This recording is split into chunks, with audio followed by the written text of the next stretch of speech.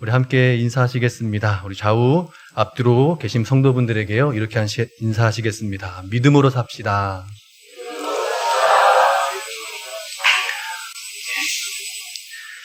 믿음으로 산다고 인사하셨는데요. 믿음으로 산다는 건 무엇일까요?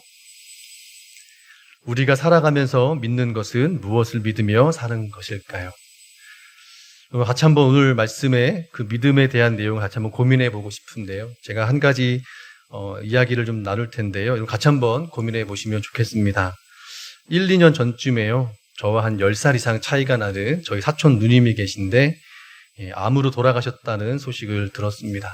그래서 빈소를 찾았는데요. 저희 좀 나이가 차이도 좀 많이 나고 평소에는 왕래가 없었지만 그 사촌 누님도 교회 권사님이셨고 참 신실하게 신앙생활을 하셨다고 들었습니다. 병원에서 암을 진단받고 기도로 치료하겠다고 숲속에서 지낼 수 있는 집을 얻어서 들어가셨다고 합니다. 그렇게 제가 듣기로는 짧지 않은 시간을 기도하시다가 결국 돌아가셨습니다. 빈소에서 여러 가족들이 병원이라도 한번 가보고 의학의 도움을 받았으면 어땠을까 하는 안타까운 마음들을 나누는 것을 들었습니다. 그렇게 빈소에서 나오면서 고민하게 되었습니다. 믿음이 뭘까? 교회 성도들이 믿는 믿음이란 것이 도대체 뭔가? 혹은 믿음이 아닌 건 또 뭔가? 성경에서 말씀하시는 믿음의 본질, 하나님이 우리에게 말씀하시는 믿음의 그 본연의 의미가 무엇인지 다시 생각하게 되었습니다. 성경에서 말씀하시는 믿음은요, 오직 믿음으로 구원받는다는 것을 말씀하십니다. 오직 예수 그리스도를 믿음으로 구원을 받는다고 믿음에 대해 말씀해 주십니다. 믿음이 아닌 다른 것으로는 구원받을 수 없다고 하신 것이죠. 이때 믿음은 오직 예수 그리스도를 향한 믿음입니다. 오늘 본문은요, 바울이 오직 믿음으로 구원받는 믿음에 대해서 아브라함의 믿음을 소개하면서 그 믿음이 지금 이 시대를 살아가는 우리의 믿음과 어떻게 연결되는지, 어떻게 동일한 믿음이 되는지를 소개하는 말씀입니다. 말씀을 통해서요, 우리가 생각하고 우리가 알아왔던 믿음이 아니라 성경이 말씀하시는 믿음으로, 참 믿음으로 우리의 믿음이 새롭게 될 수 있기를 주님의 이름으로 소망합니다. 17절 말씀 함께 읽겠습니다. 기록된 바 내가 너를 많은 민족의 조상으로 세웠다 하심과 같으니 그가 믿은 바 하나님은 죽은 자를 살리시며 없는 것을 있는 것으로 부르시는 이시니라. 아멘. 내가 너를 많은 민족의 조상으로 세웠다고 하신 것은요, 하나님께서 아브라함에게 하신 약속의 말씀입니다. 창세기 15장 5절과 6절에 보면 하나님께서 아브라함에게 밤하늘을 보여주시며 말씀하십니다. 별들을 셀 수 있나 세어보라. 셀 수 없을 만큼 많은 별들이 있음을 보여주시면서 내 자손이 이와 같이 될 것이라고 말씀하셨습니다. 그리고 아브라함이 그 약속을 믿으니 하나님이 그것을 의로 여기셨다라고 하셨습니다. 아브라함이요, 하나님의 약속을 들었을 때 그날 밤 그 약속을 듣는 순간 그 즉시 민족의 조상이 된 것이 아닙니다. 그렇게 될 것이라는 약속을 들은 것뿐입니다. 약속을 받은 일들이 아직 발생하지 않았습니다. 그러나 하나님께서 약속하셨고 반드시 일어나도록 결정해 놓으셨기 때문에 그 약속이 실현될 것이라고 믿은 것입니다. 하나님의 능력과 신실함으로 반드시 이루실 것이라고 믿은 것입니다. 믿음에 대해서 우리가요, 첫 번째로 생각해 볼 수 있는 것은 약속이 있어야 한다는 것입니다. 예를 들어서요, 옆에 있는 분이 내가 가진 볼펜을 주겠다고 약속했다면 그 약속은 믿을만 할 겁니다. 주기로 약속했으니까요. 그런데 내가 볼펜을 주겠다고 하지 않았는데 그 볼펜을 줄 것이라고 기대한다면 그것은 믿음이 아니라 희망사항입니다. 제가 저희 사촌 누님의 상황을 소개해드린 이유는요, 하나님이 그분의 자녀들을 고쳐주시리라는 그분의 성품에 대한 믿음은 틀리지 않았지만 내가 고쳐주겠다고 하신 하나님의 약속이 없었다면 그것은 믿음이 아니라 우리의 희망사항에 지나지 않을 수 있다는 것입니다. 희망 상황과 믿음을 좀 구별하실 수 있으시겠습니까? 내가 바라는 희망 상황이 아니라 하나님의 약속인 말씀이 주어질 때 그 약속의 말씀을 우리가 믿는다는 것이죠. 성경에서 말씀하시는 믿음의 첫 번째는요, 약속이 있어야 한다는 것입니다.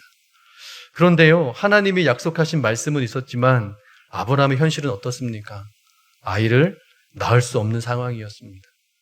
이 상황은 아브라함에게는 이 약속을 지킬 수 있는 능력, 이 약속을 이루기 위한 그 어떤 시도조차도 무의미하다는 것을 말씀합니다. 그런데요, 아브라함은 이렇게 했답니다. 우리 18절 말씀 함께 읽겠습니다. 아브라함이 바랄 수 없는 중에 바라고 믿었으니 이는 내 후손이 이같으리라 하신 말씀대로 많은 민족의 조상이 되게 하려 하심이라. 아멘. 하나님께서요, 아브라함을 민족의 조상이 되게 하시겠다는 약속은 반복됩니다.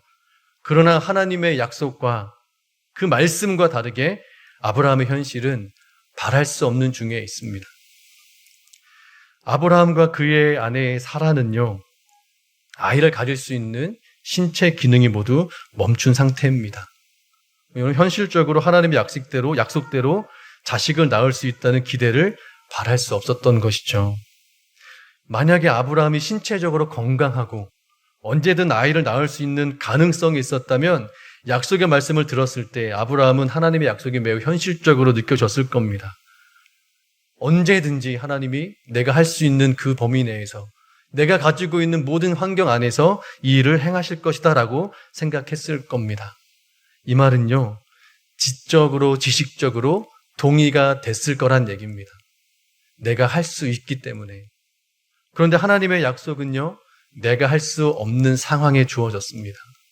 믿음의 또 하나의 특징은요, 내 지식의 동의로 이루어지는 것이 아니다라는 겁니다.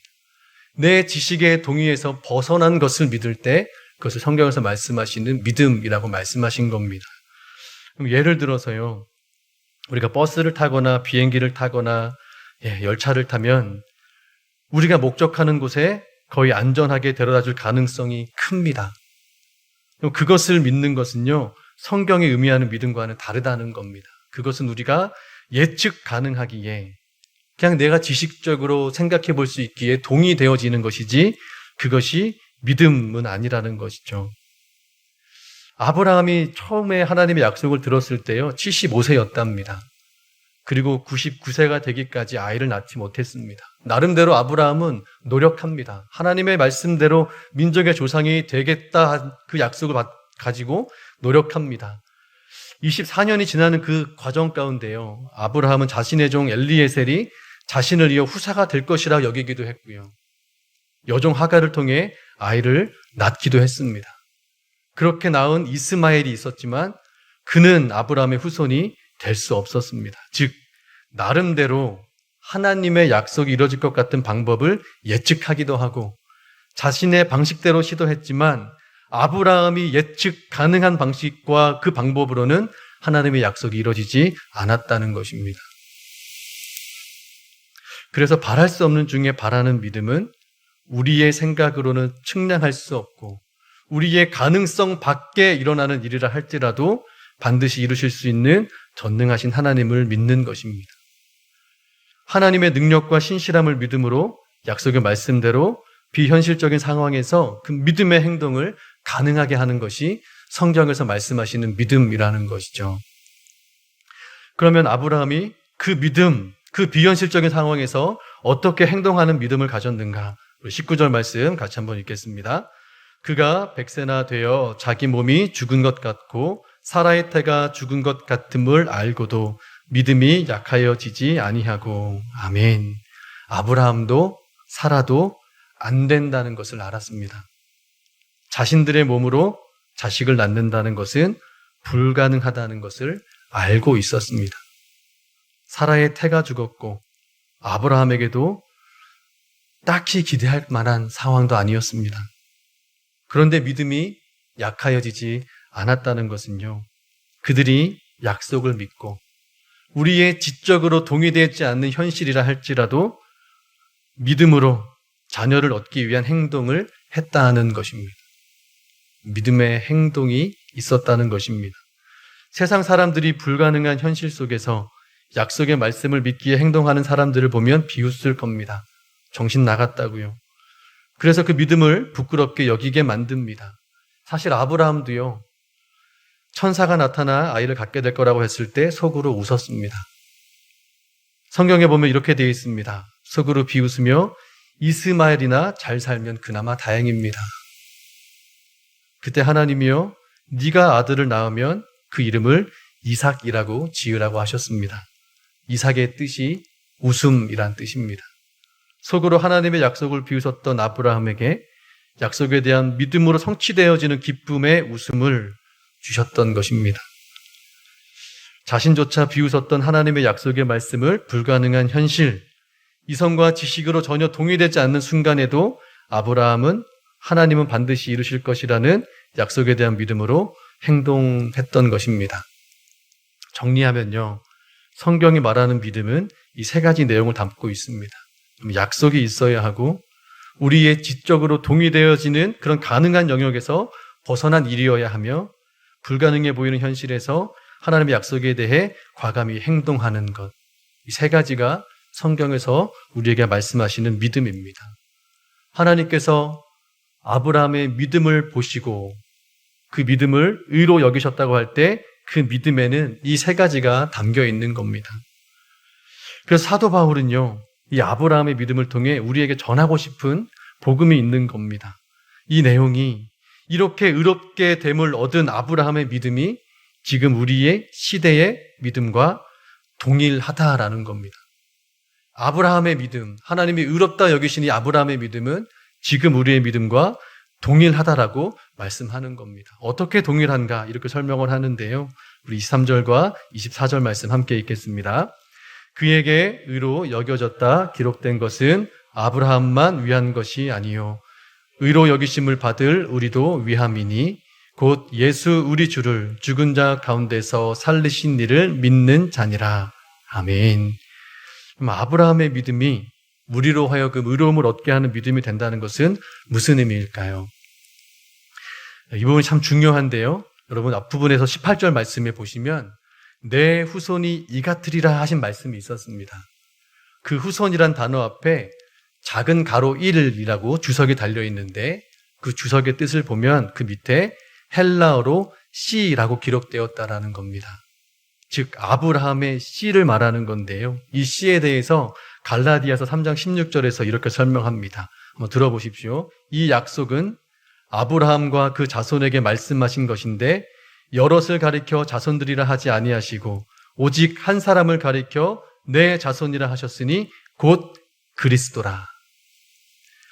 아브라함의 후손이라 말씀하셨던 그 씨는 여럿을 가리킨 것이 아니라 누구를 가리키는 것이었냐면 예수 그리스도를 가리키는 것이었다라는 겁니다. 즉 하나님께서 아브라함에게 주셨던 약속의 말씀에는 이미 그를 통해 예수 그리스도께서 오실 것들을 담고 계셨다라는 것입니다. 그가 바랄 수 없는 중에 바랐던 그 믿음 안에는 예수 그리스도가 오실 것에 대한 믿음이 있었다라는 것입니다. 그리고 그 예수 그리스도를 믿는 믿음으로 말미암아 우리가 의롭다 하심을 받게 되었다라는 것입니다. 그로 인해 아브라함이 믿었던 그 믿음, 예수 그리스도가 오실 것이라는 믿음과 그분이 오셔서 행하신 십자가의 죽음과 부활을 믿는 우리의 믿음은 같다라고 말씀하시는 겁니다. 그러면 성경에서 말씀하시는 믿음의 본질은요, 무엇입니까? 예수 그리스도. 오직 예수 그리스도 그 한 분을 향한 것이라고 말씀하시는 겁니다. 우리를 의롭다 하시는 믿음은 예수 그리스도를 믿는 것입니다. 예수 그리스도께서 십자가에서 죽으시고 부활하신 것을 믿는 것입니다. 그럼 그것을 믿으면 구원을 받습니다. 그것을 믿으면 죄에서 용서받아 의롭다함을 받습니다. 그럼 우리가 의롭다함을 얻었다는 것은 어떤 의미냐면요. 한번 이렇게 설명을 해보겠습니다. 그럼 제 몸이 죄덩어리이지 않습니까? 제 몸이 죄덩어리인데요. 제가 예수님을 믿었으면 예수님이 제 믿음을 보시고 의롭다 여겨주시기 위해 예수님의 의로 덮어 씌워주신 겁니다. 제 위에 보이지 않지만 예수님의 의가 덮어 씌워져 있는 거예요. 그러면 여러분 하나님이 보실 때 저에게 뭘 보시겠습니까? 의로 덮으셨던 그 의만 보시겠다라는 겁니다. 그럼 그 속에 죄는 있을까요? 없을까요? 여전히 있습니다. 그러니까요, 여러분, 이 성경에서 말하는 믿음은요, 하나님께서 의롭다 여겨주시는 믿음은요, 아브라함으로부터 시작하셨던 하나님의 구원의 계획이 예수 그리스도를 통하여 또 다시 오실 그 재림의 때까지 계속해서 우리의 죄와 우리가 하나님을 거역하는 이 모든 것에 대하여 하나님이 참아주시고 용서하시는 그런 시간들이라는 겁니다. 또 참으시고 또 참아주시는 그 하나님의 은혜로 우리가 살아가게 된 것이 의롭다함을 받은 믿음으로 살아간다라는 의미입니다.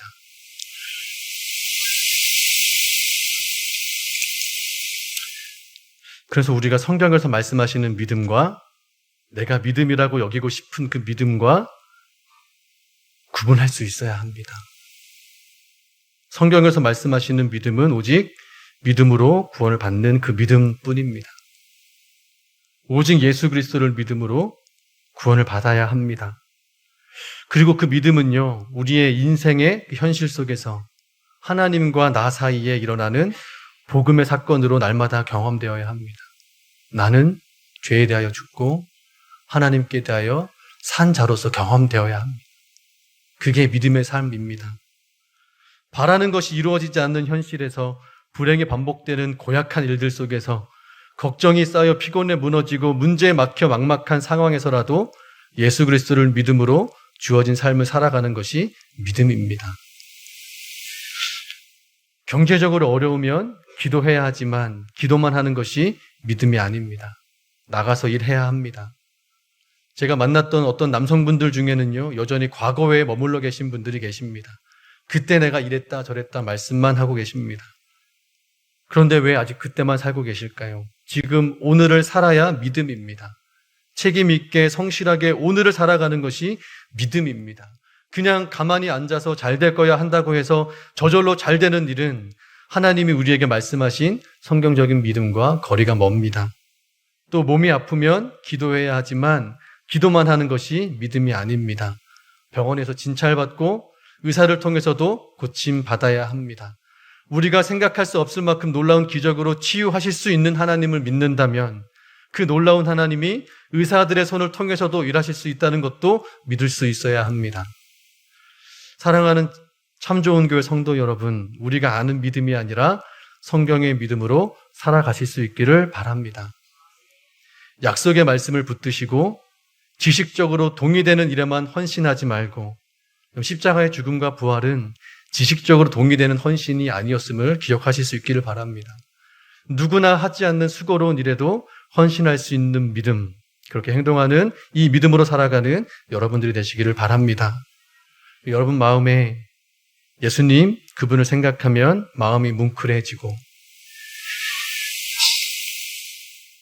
그분을 생각하면 가슴이 사무치고 그분을 생각하면 뭐라도 하지 않고는 가만히 있을 수 없는 그런 갈망들이 일어나실 수 있기를 소망합니다.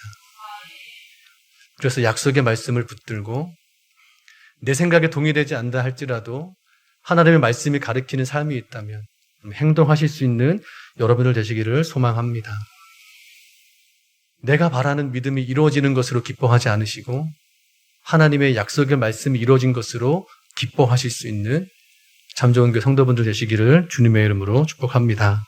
기도하겠습니다.